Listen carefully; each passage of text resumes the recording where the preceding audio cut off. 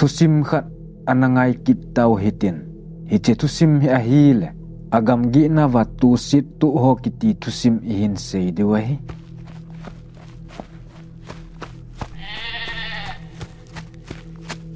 hiche thilsu hin 1986 kuma thilsu khat anahin chubang chun khosung khat ahin pasal nga Gamgeh dingin anaki govin ama ho hin thing a at jiwin tule zan ting hila gam aleng jiwin a thing at nau mun hi khosung to ki gam hlan kile su kile to aboi ji chun a thing at na munu wachun ge den dingin aki hovon chubang chun ama hon jong bu aki simun gama chun apang sawin kigin ni teng hile khosung lamin akile jiwin map agamang jiwin chubang chun simpat ni hila gamlang ana zon kit jiwin a hi hiti agama a umutu sakat lam achitan hinla ki hlep na le thil chom zep ti ho cho ana he khapovin ama wang gam ahung sot zep phat wachun sei thailo ki hlep na neu ho ahung pantan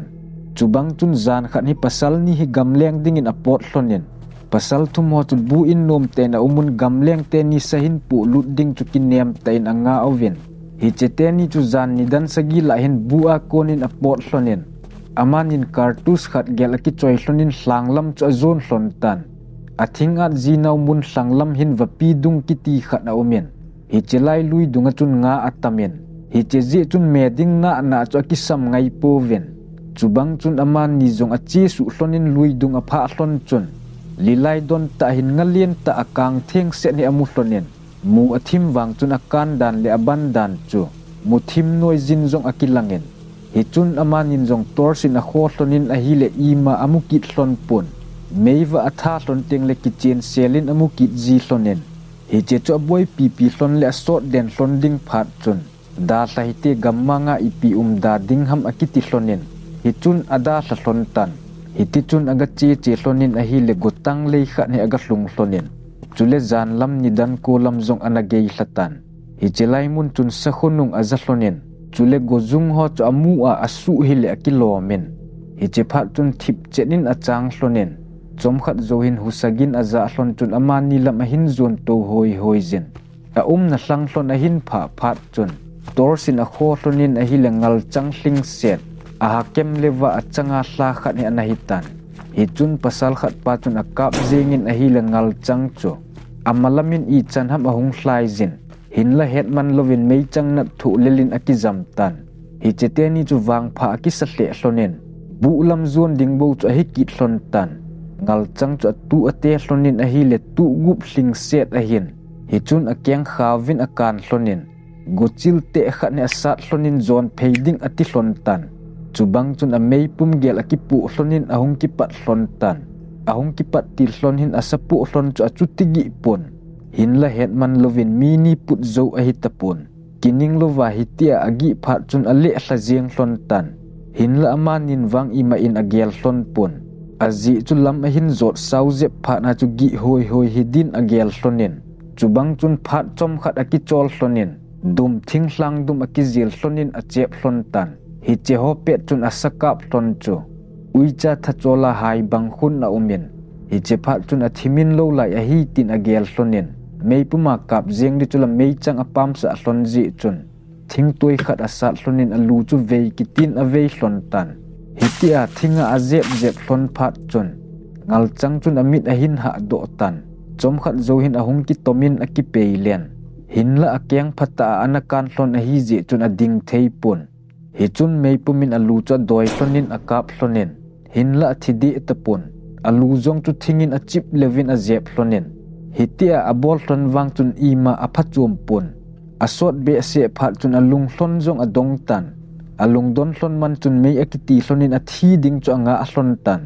akinep na hlon bang chun phat sot thim zo hin ngal chang hakem le lut zong chu thimin tan hi che phat chun a hin ki zon hlonin kino thim hin bu lam a zon hlon tan hitia achi hlon pum chun angal changkap hlon thi ha dan ho chu sei hlonin aki ho lim hlon pum chun chol thim ta hin achi hlonin hitia chu achi hlon le vadung tuigin gala pat hin aza hlon tan chubang chun vadung chu pha dikun hlon akom cha hi teng hi le kining lovin amalam ta ahung hizin hinla kinga hlon pon achi ngai jin achi hlonin hi che vadunga ko na cho a nau chu ki gam hlatalo a hian hi tia avel vela chi hlon wanga a hlun thei hlon lo phat chun a zo zo na hin vadung tuigin a za na hlon chun a kinga hlonen mei ati hlonin lungdong ta hin a hlonen a kom hlon chun a sapu hlon chu a zam hlonen pasal khat pa chun hi chengal chang chu phata hin a ven hi chun ama pa chu kining lo hin a hung kingin a hung peng za tan hi che phat chun a loi pa chun gul pa i na ti ham i pi na mu ham tin a loi pa chu del phei loi zen chu in khat pan a sezen isakap chu ga aven tin a vet sa tan chu bang chun ama pan zong aven hin la i ma atipon hi che chun aman a sezen namit hla a hi i pitin na mu ham tin a dong tan hi chun khat pan a sezen alu chu ka vet vet le mi hem lu to bangin ka hin mon ka king hle a zenge isaka mi sa hi lo ham hi che je a he vadung igal kai lo hin te tin a hin seitan hi che phat chun khat pan a sezen salen ikap ji a hi ipi hi zong le pu hlung te te de hi tin a seitan hin la aloi pa wang chu kichan aman amit ta ngal chang lu chu mi hem lu lima amu a hin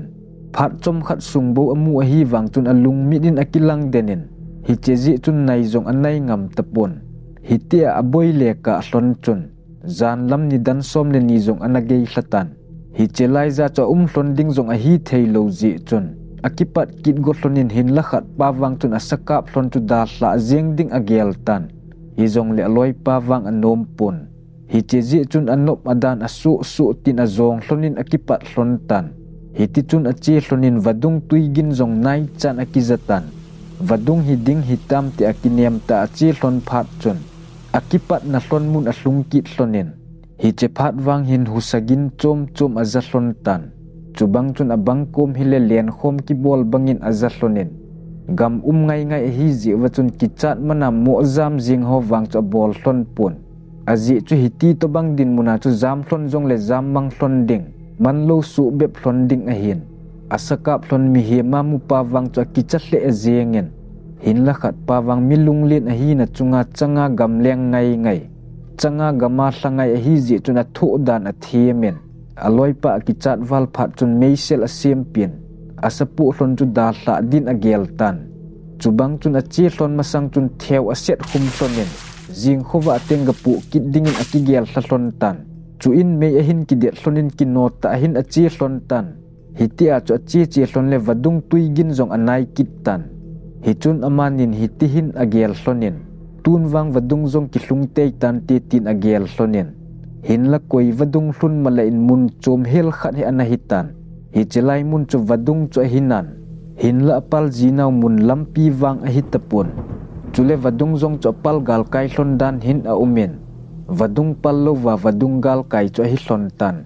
hi chun bol ding zong a he hlon tapon a na hlon mun chu adapin hui akitlin avot dan zong alam dang tan hi ti chun hetman lovin zan ni dan thumlang a hung gezin mei akiti hlona a oi hlon wang chun mei zong alum zo tapon a thu lel be se hlon phat hin aloi ho cha ko ji hlonin atu saji hlonin hin la kam hlona ko na hung pot o chu chema khaw kisat tan bang hin atan chot jin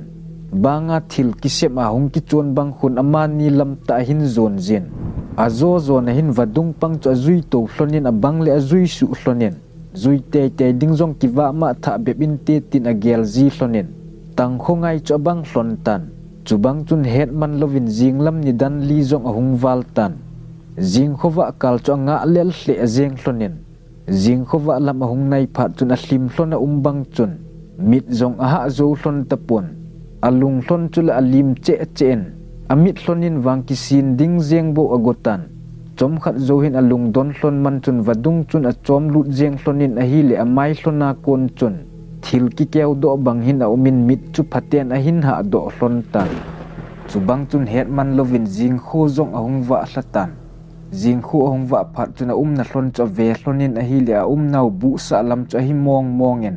hi che phat chun amani zong a che su hlonin a hi le galin a bu u chamu hlon tan alung hlon zong adongen kidang zong asa hlonin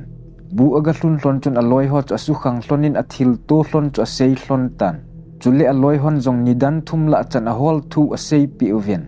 amulo hil phat wa a hol na ji zong a het lo phat wa bu a kile thu ho cho sei juven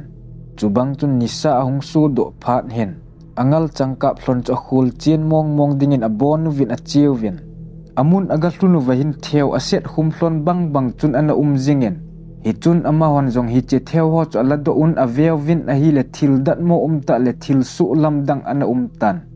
hi che asaka phlon cho ana tapun hin la azon na hlon go wang cho bangin ana umin asaka phlon akan na hlon khaw wa chun thang kip to bangan hing neu khat he ana umin hi che cho alu akivo chip de en ngal chang khel chun thang kip zo ana tan hi che phat hin ama ho jong akilevin lung nom mo ta chun anna to cho ngai bangin atongu ven chubang chun hi che ni a kon chun zan si ele i mu thailo wa asuboi zo wa jing zeng tan abang le i mut nop lai zu le thing ki at bangin jin sun lai ta le pu ave hli wa uma agu a thil ki sei bang hin azaziu ven hitia aval be se phat chun a thing at se wa ki put do vin hi chelai mun chu ana ot do ta vin hi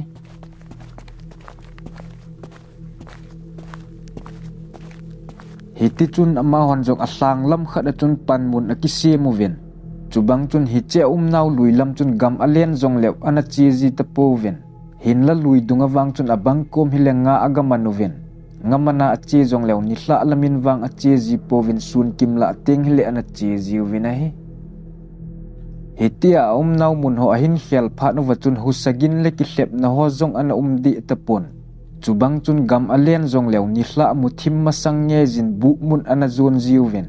ama hon jong ana to ulung mong hlamongin akito zomun gam alen jong lew na lui paulam chun aleng ji poven chule khosung mi midang jong hi che hlang lam chun koima achi ji tapon in la hi che hlang lam chun zu lewa sa lenga atamin gam leng ta phot chu koima sapulovin jong akile ngai pon saleva zuleva atam zia cho ve ching anga zong hidin ana sejun midang dang zong ana mangjin abang khat ni thum zowa inwa alut kit abang khat aga hol do thu zong ana umen hitobang thil su ho ji chun khosunga uphon jong hi chelama gam lending cho ana khap uven chule to danga chi zong le hlom pena mi thum mi li be hi lo le poima zong ana chi ji ta ponai thusim akichai tai